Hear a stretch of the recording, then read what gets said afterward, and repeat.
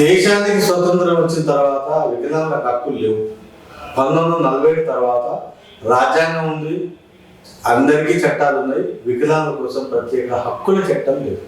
అది ఫస్ట్ అంతో కొంతో హక్కులు ప్రారంభమైనాయి అంటే 1995.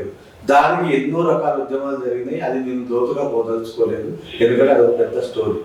ఆ తర్వాత అంతర్జాతీయ స్థాయిలో ప్రపంచవ్యాప్తంగా కూడా వికలాంగుల హక్కులను గుర్తించింది ఎప్పుడంటే ఐక్యరాజ్యసమితి ఏర్పడిన కొన్ని సంవత్సరాల తర్వాత 2006లో గుర్తుపెట్టుకో. 2007లో భారతదేశం దాన్ని ఆమోదించి అంతర్జాతీయ వికలాంగుల హక్కుల ఒప్పందం, ఐక్యరాజ్యసమితి వికలాంగుల నినాదాలను తీసుకొని హక్కుల చట్టం ఏర్పడ్డది.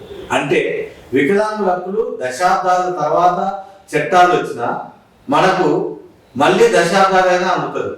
2016లో చట్టం వస్తే 2026 వరకు వికలాంగులు సంతృప్తిగా లేవు దేశవ్యాప్తంగా. వికలాంగులకు సరైన హోదా లేవు దేశవ్యాప్తంగా. ఎందుకంటే మనకున్న రాజకీయ బలం లేకనే, మనకు రాజకీయ బలం చాలా తక్కువ ఉండటం.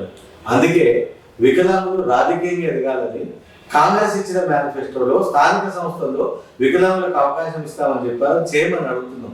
ఎందుకంటే దానివల్ల గ్రామానికి వాళ్ళు చెప్పిన ప్రకారం ఇద్దరైతే దాదాపు 17,000 గ్రామాల్లో 34,000 మంది వికలాంగులకు గ్రామ స్థాయిలో లీడర్షిప్ వస్తుంది. వాళ్ళందరూ ఏకమైతే ఒక వ్యవస్థ ఏర్పడుతుంది. నేను ఎందుకు ఈ విషయాలు మీకు చెప్తున్నానంటే చట్టాలు వచ్చిన, అంతర్జాతీయ నినాదాలు వచ్చిన, దశాబ్దాలు దాటిన వికలాంగులు పోరాడినంత వరకు ఏమీ జరగదు. ఇవాళ దేశంలో తెలంగాణ, ఆంధ్రప్రదేశ్కు ఒక పెద్ద ప్రత్యేకత ఉంది. 1981లో మనం కార్పొరేషన్ సాధించాం. 1983లో ప్రత్యేక శాఖను సాధించాం. దేశంలో లేదు. గత 10 సంవత్సరాల క్రితం పెట్టడం జరిగింది ఢిల్లీలో. మరి అంతటి పోరాటం ఉన్న తెలంగాణ వికలాంగుల సంఘాలు నిర్ధారించి లేవాలి. వికలాంగుల హక్కులను కాపాడుకోవాలి, చట్టాలను కాపాడుకోవాలి, నియమాలను సవరించుకోవాలి. మనం మన ఉన్నత స్థాయిలో గౌరవాన్ని పొందాలి.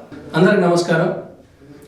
ఈ జవాబు ఛానల్ మన వికలాంగుల ఛానల్ కాబట్టి మన వికలాంగులందరూ సబ్స్క్రైబ్ చేసుకుని అందులో ఉన్న సమాచారాన్ని తెలుసుకోవాలి.